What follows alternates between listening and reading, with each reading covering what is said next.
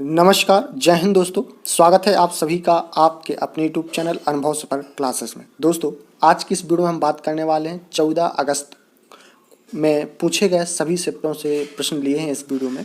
और आप देख सकते हैं कितने आसान प्रश्न पूछे जा रहे हैं और साथ ही पेपर बहुत आसान आ रहा है और जैसा सुनने में आ रहा है, और बहुत ही अच्छे नंबर आ रहे हैं जिन्होंने अच्छे से पढ़ाई करी है। ठीक है, तो आप भी अच्छी पढ़ाई करके अच्छे नंबर ला सकते हैं।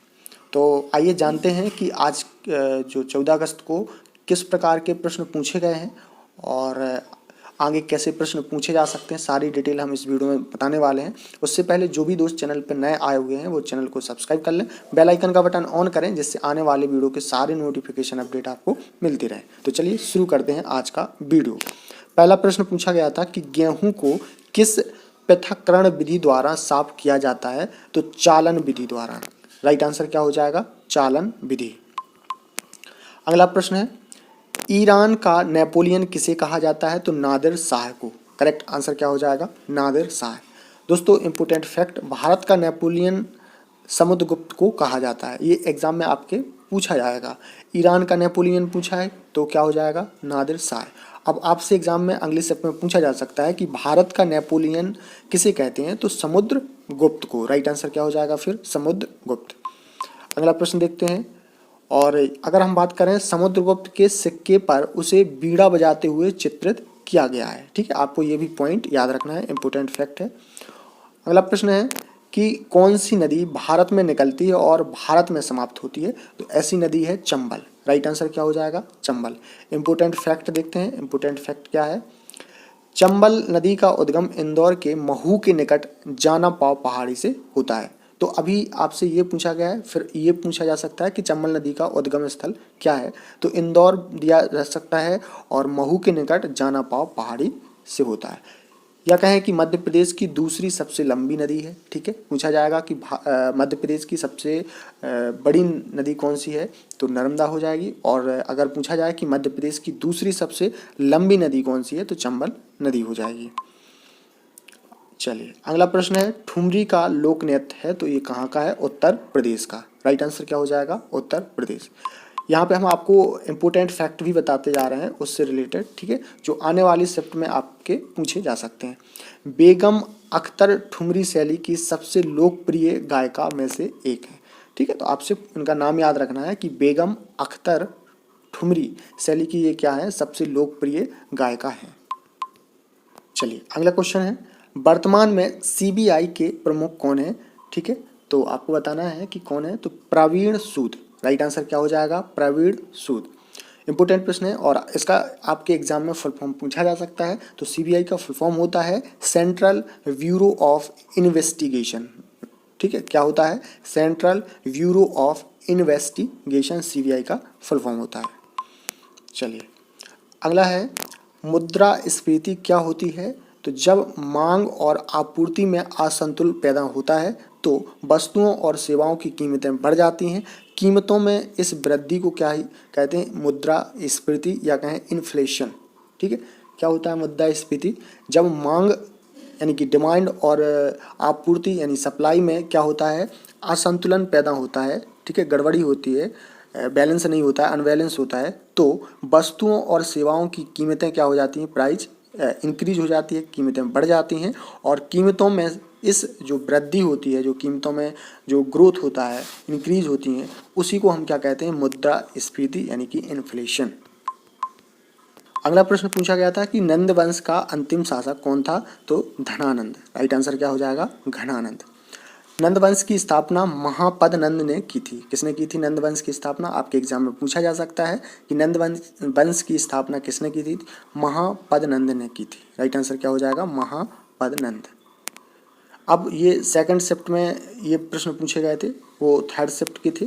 ठीक है, तो सेकंड शिफ्ट में क्या पूछे गए थे कि अकबरनामा के लेखक कौन थे?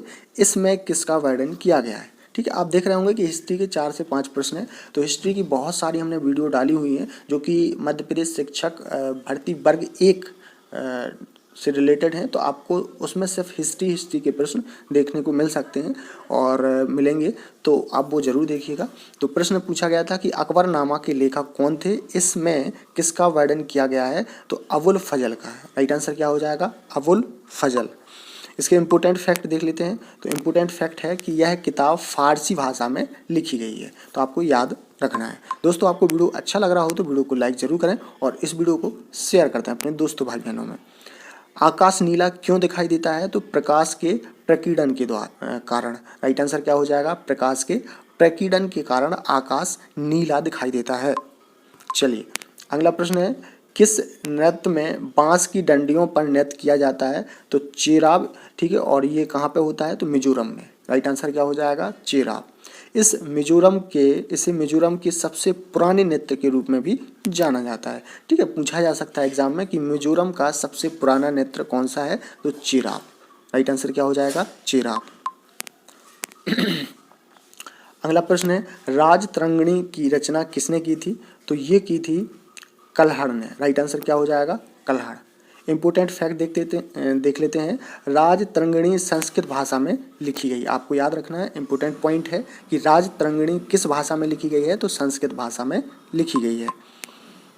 इसे कश्मीर के इतिहास का वर्णन किया गया है। इसमें कश्मीर के इतिहास का क्या किया गया है, वर्णन किया गया है। अगला प्रश्न है, भारत में स्थित मीठे पानी की सबसे बड़ी झील कौन सी है। आप देख रहे हैं इस ऐसे प्रश्न हैं जो पहले आ चुके हैं और बार बार रिपीट होते हैं, तो इसलिए ये प्रश्न बहुत ही आसान हैं और बहुत ही अच्छे नंबर आ रहे हैं बच्चों के। ठीक है, तो आप भी ला सकते हैं। बस आपको जो भी हमने बहुत सारी वीडियो डाली हुई हैं वो आपको देखना है, और जो प्रीवियस में जो मतलब स्टैटिक जीके पर आपको ज़्यादा फोकस करना है। तो भारत में स्थित मीठे पानी की सबसे बड़ी झील कौन सी है, तो बूलर झील। और ये कहाँ पर है, ये ऐसा पूछा जा सकता है, तो जम्मू और कश्मीर में। कहाँ पे है, जम्मू कश्मीर में। इसके इंपॉर्टेंट फैक्ट देख लेते हैं। भारत की सबसे बड़ी खारे पानी की झील, ऐसा एग्जाम में पूछा ही जाएगा, तो कौन सी है, चिल्का झील। और ये कहाँ पे है, उड़ीसा में। तो आपके शिफ्ट में दो प्रश्न बन सकते हैं कि भारत की सबसे बड़ी खारे पानी की झील कौन सी है, चिल्का झील। भारत की सबसे बड़ी खारे पानी की चिल्का झील कहाँ है, तो उड़ीसा में। ठीक है, आपको याद रखना है। भारतीय रिजर्व बैंक यानी आरबीआई की स्थापना कब हुई थी, तो 1 अप्रैल 1935 को। कब हुई थी दोस्तों, 1 अप्रैल 1935 को।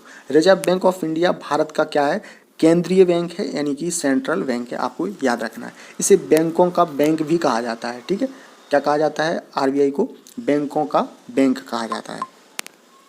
वर्तमान में आरबीआई के 25वें गवर्नर कौन है, शक्तिकांत दास। आपको याद रखना है, ये एग्जाम में 100% प्रश्न पूछा जाएगा कि वर्तमान में आरबीआई के गवर्नर कौन है, तो शक्तिकांत दास। अगला प्रश्न पूछा गया था कि भारत की सबसे लंबी नदी कौन सी है, तो गंगा। राइट आंसर क्या हो जाएगा, गंगा। इसके इम्पोर्टेंट फैक्ट देख लेते हैं, लेकिन आप हमें ये बताइए कि भारत की दूसरी सबसे लंबी नदी कौन सी है। आप लोग कमेंट बॉक्स में कमेंट करके जरूर बताएं। तो गंगा नदी से रिलेटेड और एक्स्ट्रा फैक्ट देख लेते हैं। लंबाई इसकी कितनी है, 25-10 किलोमीटर। भारत की 5 सबसे लंबी नदियाँ निम्न हैं। आरबीआई का मुख्यालय मुंबई में है। ठीक है, ये वहाँ बताना भूल गए थे। तो आरबीआई का अगर पूछा जाए कि मुख्यालय कहाँ है, तो मुंबई में है। ठीक है, आपको याद रखना है। अब यहाँ से हम फर्स्ट शिफ्ट के जो प्रश्न है वो देखने वाले हैं। इकोलॉजी शब्द किसने दिया था, तो अर्नेस्ट हैकल ने। राइट आंसर क्या हो जाएगा, अर्नेस्ट हैकल। क्षिप्रा नदी किसकी सहायक नदी है, तो ये चंबल नदी की, किसकी, चंबल नदी की सहायक नदी है। ठीक है, भारत की वित्तीय राजधानी किसे बनाया गया है, तो मुंबई को। राइट आंसर क्या हो जाएगा, मुंबई। 3 वेद दिए थे, एक पुराण विषम बताना था, तो ठीक है, विष्णु पुराण हो जाएगा इसका राइट आंसर। ठीक है, ये इस प्रकार का एक प्रश्न आया था एग्जाम में। निर्वाचन आयोग के अध्यक्ष को कैसे हटाया जा सकता है, तो महाभियोग से हटाया जा सकता है। कैसे, महाभियोग से हटाया जा सकता है। इल्बर्ट विल विवाद किससे संबंधित है, तो न्यायालय से। राइट आंसर क्या हो जाएगा, न्यायालय। मध्य प्रदेश का पहला अंतर्राष्ट्रीय हवाई अड्डा कौन सा है, तो देवी अहिल्याबाई होलकर एयरपोर्ट है, जो कि कहाँ पे है, इंदौर में। तो आपको याद रखना है, देवी अहिल्याबाई होलकर एयरपोर्ट। भारत में पंचवर्षीय योजना की शुरुआत कब से हुई थी? तो 1951 से। राइट आंसर क्या होगा? 1951। दोस्तों हमने पहले ही बताया था कि पंचवर्षीय योजनाओं से एक प्रश्न जरूर पूछा जाता है एग्जाम में, तो आप उसको जरूर प्रिपेयर करके जाएं। भारत सरकार के द्वारा भारत के पहले राष्ट्रीय समुद्री विरासत संग्रहालय निर्माण कहाँ किया जा रहा है? तो गुजरात में। राइट आंसर क्या हो जाएगा? गुजरात।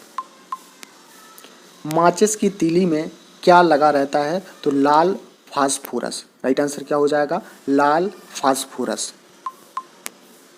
दाब का मात्रक क्या होता है? तो एसआई मात्रक होता है न्यूटन पर मीटर स्क्वायर। क्या होता है? न्यूटन पर मीटर स्क्वायर। पोटेशियम परमैंगनेट का सूत्र क्या होता है? तो KMnO4। ये बहुत बार एग्जाम में पूछा जाने वाला प्रश्न है, और ये मध्य प्रदेश पुलिस कांस्टेबल का जो एग्जाम हुआ था 2022 में, उसमें भी ये प्रश्न आया था। ठीक है, चलिए प्रश्न है कि राज्यपाल की नियुक्ति से संबंधित स्टेटमेंट वाला प्रश्न पूछा गया था। तो राज्यपाल राज्यों में राष्ट्रपति का क्या होता है? प्रतिनिधि होता है। ठीक है, और ये केंद्र का मतलब चुना हुआ प्रतिनिधि होता है। इसके अलावा अगर हम आपसे बात करें कि मैथ्स रीजनिंग में किस प्रकार के प्रश्न पूछे जा रहे हैं, तो आपको बता दें कि मैथ्स में आपको अर्थमेटिक मैथ ज़्यादा पूछी जा रही है। ठीक है, एडवांस मैथ्स जैसे कि ट्रिग्नोमेट्री हो गया, ज्यामिति हो गया, क्षेत्रमिति हो गया, ये इनसे प्रश्न बहुत कम पूछे जा रहे हैं। ठीक है, अभी और आपको जीके में भी स्टैटिक जीके पर बहुत फोकस करना है। स्टैटिक जीके आप देख रहे हैं कि सबसे ज़्यादा पूछी जा रही है। रीजनिंग में आपका वर्ड रिलेशन हो गया, ठीक है, कोडिंग डिकोडिंग हो गया, नंबर सीरीज हो गई। ठीक है, इनसे ज़्यादा प्रश्न पूछे जा रहे हैं, और कथन निष्कर्ष से भी पूछे जा रहे हैं। कथन निष्कर्ष को भी आपको अच्छे से पढ़ के जाना है।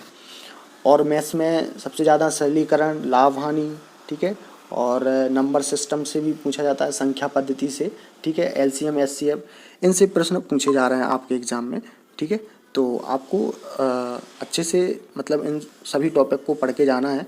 और दोस्तों हमने जीके की बहुत सारी वीडियो अपने चैनल पर डाली हुई हैं, साथ ही मैथ्स रीजनिंग की भी डाली हैं, तो आप वो ज़रूर देख के जाएँ। ठीक है, आपका एग्ज़ाम बहुत ही अच्छा जाएगा, और हम आपके लिए ऐसे डेली एनालिसिस प्रोवाइड करते रहेंगे। तो आपको आज का एनालिसिस अच्छा लगा हो तो वीडियो को लाइक ज़रूर करें, और इस वीडियो को शेयर भी कर दें अपने मित्र भाई बहनों में। और अभी तक आपने चैनल को सब्सक्राइब नहीं किया है तो चैनल को भी ज़रूर सब्सक्राइब कर लें। साथ ही बेल आइकन का बटन ऑन करें, जिससे आने वाला वीडियो का कोई भी नोटिफिकेशन अपडेट है वो आपको सबसे पहले मिल सके। तो मिलते हैं अगली वीडियो में, तब तक के लिए नमस्कार, जय हिंद।